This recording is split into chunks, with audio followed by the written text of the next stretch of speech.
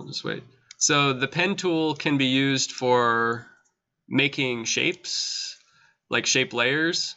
It can also, so if I have just a regular solid and I use this pen tool, you can just click and it makes straight lines. But if I click and hold and drag, you can start getting these cool bends, right?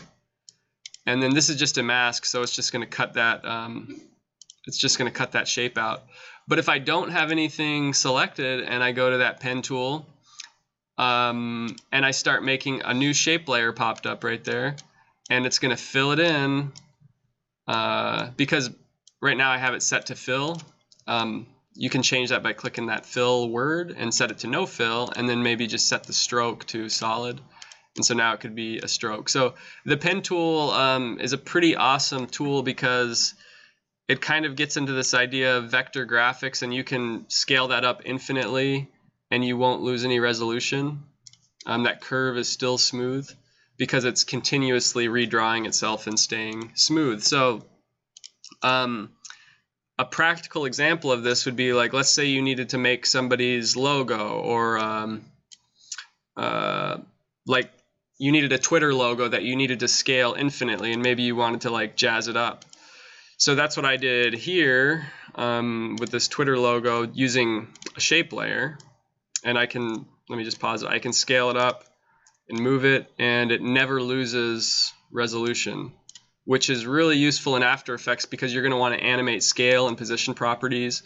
So that's pretty helpful. Another way, so this was done with the pen tool, but it made a shape, and I can tell it's a shape because there's a little triangle symbol right there.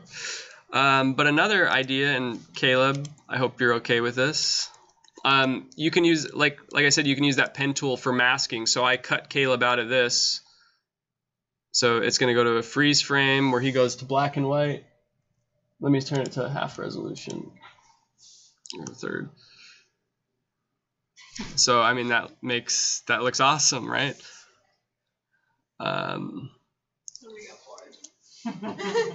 So that's another way. So I like to, I mean, one way to look at this pen tool is you can build things with it, or you can cut things out with it. So I'm going to show you, actually, I'm not going to really show you, I'll let you experiment with that. You guys can go to, Google and, download a Twitter logo or something. And what you can do is once you bring that into After Effects, you have this logo, scale it up, and I would deselect that logo because we don't want to mask this logo. We want to create a new shape layer. So deselect all your layers, grab your pen tool, and you're just going to practice playing with this pen tool because there's a lot of different controls it has. So I'm going to click a start right there, and then I'm going to click and hold and drag, and then it's like, oh, I can't see anything. So for right now, I'm going to turn off fill, turn off stroke, so I just see this outline. And because I deselected everything, one of the nuances, let me see if I can change that color. Let's do red. Okay, so I deselected everything, and now if I try to continue on my curve, it's just making a new shape within that. If I go to contents, there's like the second shape. So this is one of the nuances, is you have to make sure your shape path is selected. And I can tell that it's selected because these little symbols, they're like little empty squares, right? And so I can now click this empty square. Notice how the symbol changes. I selected that square, so that means I want to pick up my path from that point. If it wasn't selected, I could still add to this path, or it does create a new shape, but it's not going to be connected then. So you want to like pick up your path where you left off and then click here. And because there's that Bezier handle that was created when I clicked and drug, there's a couple buttons that are useful when messing around with the mask tool or the pen tool. If I hold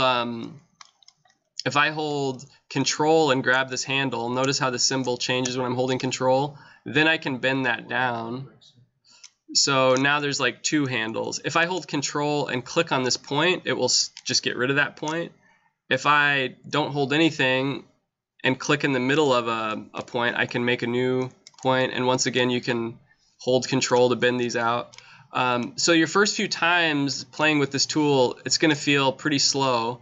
Now if I want to continue on, I'm going to hold Shift, deselect whatever one I was messing with, click that last one I did, and then just continue on.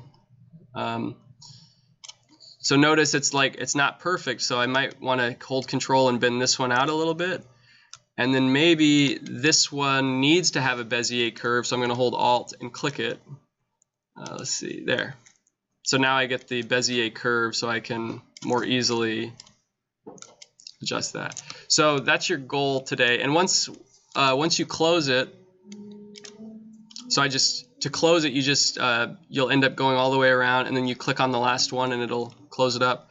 Then if you add a fill, which will make red, you now have a vector shape that can be scaled up infinitely.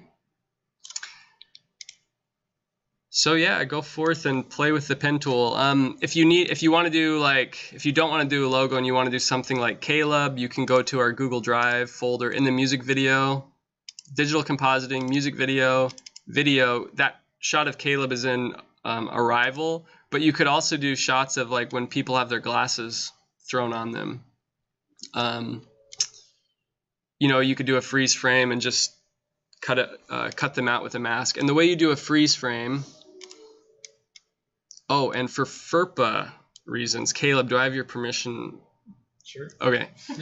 You heard it here. You would have to do a freeze frame. So you just right-click on the video clip, do time, freeze frame, make sure your layer is selected, go to the pen tool, and then just start. And if you go to full resolution, you can see it easier. And then just start. Your eyes are covered. They won't recognize who you are. So you close it. You can feather the mask by opening up the mask properties and just feather it a bit. Yeah. Okay. So today we're playing with the pen tool.